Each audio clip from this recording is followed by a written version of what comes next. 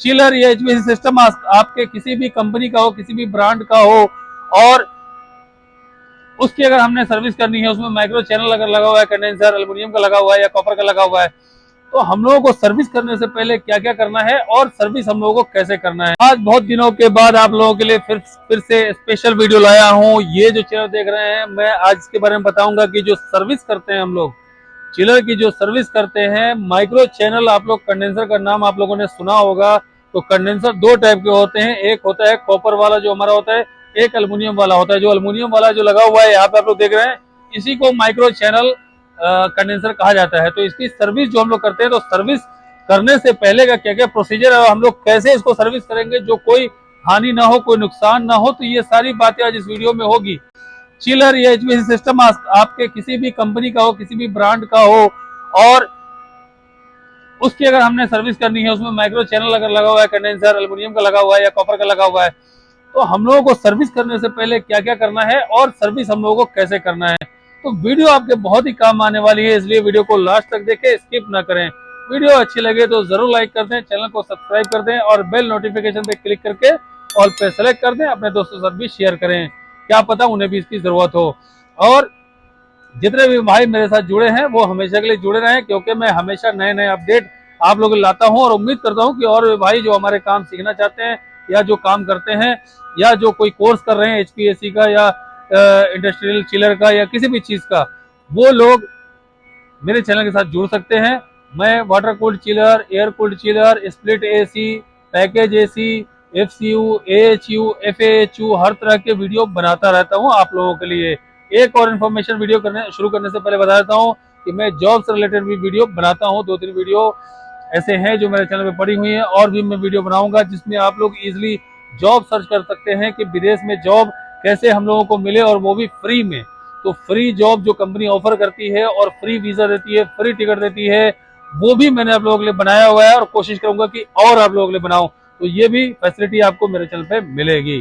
तो चलिए दोस्तों शुरू करते हैं अभी का वीडियो। ये आप लोग देख रहे हैं, ये ट्रेन का चिलर है RTAF, इसका मॉडल नंबर है 310।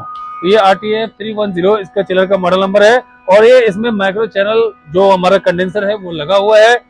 इसको हम लोग, अगर कोई कंपनी हमको अगर भेजेगी कि सर्विस करना है इसका, तो कोई भी कंपनी हमें भेजे या अपना काम करने आए, तो हम लोगों को सबसे पहले क्या फॉलो करना है जिससे हमारा काम अच्छा हो और नुकसान ना हो। सर्विस करने के लिए आपको सबसे पहले क्या करना है, कंप्रेसर चालू है तो आप लोगों को देख लेना है कि कंप्रेसर चल रहा है, कितने % लोड पे चल रहा है, कंडेंसर की क्या स्थिति है, कितना गंदा है, उसके हिसाब से आप लोग उसका प्रेशर चेक कर सकते हैं कि प्रेशर ज्यादा है, कम है, गैस कम है, गैस ज्यादा है। इसमें R134A जो गैस होती है वो इसके अंदर चलती है, तो वो यूज किया जाता है इसके अंदर। तो हम लोगों ने ये सब सारी कंडीशन देख लेनी है, और अलार्म का जो लिस्ट होता है हमारे डिस्प्ले में होता है, उसको हम लोगों ने अलार्म का लिस्ट भी देखना है पहले, इस पे क्या क्या अलार्म था। क्या पता आप काम करेंगे उसके बाद कुछ और अलार्म निकल के आ जाएगा, तो कई तरह की शंकाएं पैदा हो जाती है कि जी तुमने कर दिया, तुमने ये कर दिया, तुमने वो कर दिया। इसलिए हम लोगों को अपने सेफ्टी के लिए वो चीज भी जरूरी चेक कर लेना चाहिए। उसके बाद हमने क्या करना है, चिलर को स्टॉप करना है। स्टॉप करने के लिए मैंने आपको कई बार इसका डिस्प्ले दिखाया है, वहां पे एक ऑटो और एक स्टॉप होता है। ये ऑपरेटर भाई बखूबी जानते हैं, और जो नहीं जानते हैं वो भी जान ले। तो ये जो ट्रेन का जो ये मॉडल है, इसमें एक साइड में लास्ट कॉर्नर में मैं अभी वीडियो होगा तो उसमें मिक्स कर दूंगा, तो उसमें स्टॉप और ऑटो का ऑप्शन होता है। वहां से आप स्टॉप करेंगे तो इसमें 3 सर्किट है या 4 सर्किट है, पूरा ही शट डाउन हो जाएगा पूरा हमारा चिलर, और ऑटो पे करेंगे तो स्टार्ट हो जाएगा। तो वहां से सबसे पहले हम लोगों को स्टॉप करना है, वहां से चिलर हमारा कंप्लीटली ऑफ हो जाएगा। ये सारा पैरामीटर्स चेक करने के बाद हमको इसको ऑफ कर देना है। उसके बाद हमने क्या करना है, इसका मेन ब्रेकर जो लगा हुआ है, कहीं पे भी लगा हुआ होगा, उसको हम लोगों ने बंद करना है। मेन ब्रेकर जब बंद हो जाएगा तो इसके अगर पास में दूसरा स्टैंड बाय चिलर है, कई बार 2-2 चिलर लगे हुए होते हैं, तो stand by chiller automatic start हो जाएगा, या उसको स्टार्ट आप लोग कर दें ताकि कूलिंग की प्रॉब्लम जो आपके बिल्डिंग में है वो कम ना, कूलिंग की प्रॉब्लम ना हो। उसके बाद आप लोगों ने जब ये पावर बंद कर देना है, तब आप लोगों ने डिस्प्ले का जो एरिया है वो कवर कर देना है। इलेक्ट्रिकल कंपोनेंट कहीं पर भी है तो उसको आप कवर कर देंगे तो बहुत ही अच्छा होगा। बाकी ये ट्रांसड्यूसर वगैरह इतना इश्यू नहीं है, इसको बाद में ब्लोअर से भी क्लीन कर सकते हैं। बाद में हमने इसको, ये जो हमारा फ्लेक्सिबल पाइप जो आप लोग देख रहे हैं वहां वो सर्विस कर रहा है वो लड़का, उससे क्यों कर रहा है, ये जो पाइप नॉर्मल पाइप से क्यों कर रहा है, यही फर्क मैं बताने वाला हूँ मेन स्पेशली। इसको चाहे तो हम लोग पंप से भी कर सकते हैं, प्रेशर गन से भी कर सकते हैं, लेकिन नहीं करना है हमको। माइक्रो चैनल जो कंडेंसर होता है, जो एल्यूमिनियम का कंडेंसर होता है, उसको अक्सर हम लोग पंप यूज नहीं करते हैं। पंप अगर यूज करेंगे तो ये कमजोर होता है काफी, जो इसकी पिंस खराब हो जाएगी तो बाद में हमारा हाई डिस्चार्ज पे ट्रिप करेगा हमारा कंप्रेसर।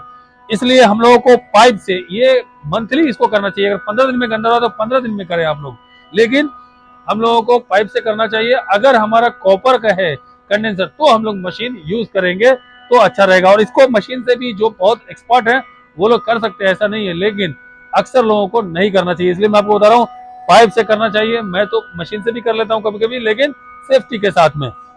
तो पाइप से इसको सर्विस करना चाहिए, नहीं तो ये आपका कंडेंसर डैमेज हो जाएगा। और दूसरी बात फिर मैं बताता हूँ, जो हमारा ये जितना पैनल आप लोग देख रहे हैं, ये हमारा मेन लाइन भी है, पीसीबी भी है, इसके अंदर सारे कंट्रोलर लगे हुए हैं। जो आप सामने 3-4 गेट देख रहे हैं, यहाँ पे मैं नजदीक से दिखा देता हूँ, ये सारे कंट्रोलर हैं इसके अंदर, और डिस्प्ले उधर है। तो ये सारे इसके अंदर इलेक्ट्रिकल कंपोनेंट है, उसको हम लोगों ने बिल्कुल सेफ्टी से करना है कि पानी अंदर ना जाए। और जब हमारा सर्विस कंप्लीट हो जाएगा, बेस वगैरह हम लोग क्लीन कर देंगे, तब हमको क्या करना है, इसको जब ऊपर से पानी गिरना बंद हो जाएगा तब हम इसको ओपन करेंगे। ओपन करने के बाद हम लोगों ने क्या करना है, ब्लोअर से इसको ड्राई करना है। तो ब्लोअर से सारे हम इसके इलेक्ट्रिकल कंपोनेंट जो है वो ड्राई करेंगे। ड्राई जब अच्छी तरीके से हो जाएगा, हम लोग कंफर्म कर लेंगे सब कुछ ड्राई है, सारे ट्रांसड्यूसर वगैरह जहां जहां पानी गए हैं उसको भी हम लोग ड्राई करेंगे ब्लोअर से। वो जब ड्राई हो जाएगा, और इसके अंदर डस्टिंग भी करना है अपने, खाली ब्लोअर से नहीं, अगर कहीं पे मिट्टी वगैरह है तो उसको डस्टिंग भी करना है, ताकि ब्लोअर जब मारे तो सब निकल जाए इलेक्ट्रिकल कंपोनेंट, उसको हम लोग ने करना है। और कॉन्ट्रेक्टर जो है ना, वो कंडेंसर का कॉन्ट्रेक्टर इस बॉक्स में यहाँ पे लगा हुआ होता है, उसको भी हम लोगों ने क्लीन करना है, वो भी एरिया ब्रश मार के, और बाद में हम लोगों ने ब्लोअर से क्लीन करना है। ये सारा जब आपका कंफर्म हो जाएगा, मेक श्योर हो जाएंगे कि हमारा चिलर अब पूरी तरीके से ड्राई हो चुका है, हमारे इलेक्ट्रिकल कंपोनेंट ड्राई हो चुके हैं। अगर हम लोगों को कोशिश करना चाहिए, अगर एक दिन बंद रहे चिलर तो सबसे बेहतर है, सबसे बेस्ट है। आप लोग शाम में सर्विस करें, इसको बंद करके छोड़ दें, दूसरे दिन सुबह में इसको स्टार्ट करें। फिर भी अगर सेम डे भी करना है या एक दिन बाद भी करना है, तो ये प्रोसीजर है जो आप लोगों को फॉलो करना चाहिए। जब कंफर्म हो जाए, मेक श्योर हो जाए कि भाई ड्राई हो चुका है, तब फिर आप लोग इसको क्या करें, मेन पावर ऑन करें। मेन पावर ऑन करने के बाद कोई शॉर्ट सर्किट तो नहीं रहा है, कोई कुछ हो तो नहीं रहा है, वो सब मेक श्योर कर लें, कंफर्म कर लें। और फिर आपको क्या करना है, वहीं डिस्प्ले के पास, मैं नजदीक से आपको दिखाता हूँ, ये हमने इसको बंद करके रखा है, यहाँ पे अभी प्लास्टिक से कवर किया हुआ है, क्योंकि इसमें पानी नहीं जाना चाहिए। तो इसको आप लोगों ने क्या करना है, यहाँ से ये कवर उठा के अंदर में फिर वही स्टॉप और स्टार्ट बटन है, तो यहाँ से आपको ऑटो का बटन सेलेक्ट करना है, मतलब पुश करना है, टच करना है। ऑटो पे टच करेंगे तो फिर से ये चिलर स्टार्ट हो जाएगा, और सारे कंप्रेसर स्टार्ट हो जाएंगे 1 by 1 अकॉर्डिंग टू लोड। कितना आपका कूलिंग लोड है उसके हिसाब से कंप्रेसर स्टार्ट हो जाएगा आपका। तो आपको ये समझ में आ गया होगा कि इसमें हम लोगों को क्या क्या सावधानियां बरतनी है और कैसे कैसे काम करना है। तो उम्मीद करता हूं आप लोगों को मेरी वीडियो ये अच्छी लगी होगी।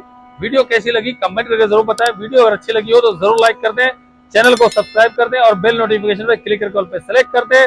अपने दोस्तों के साथ भी शेयर करें, क्या पता उन्हें भी इसकी जरूरत होगी। तो चलिए दोस्तों, जल्दी मिलता हूँ नेक्स्ट वीडियो में। Thank you very much for watching my video. Bye bye.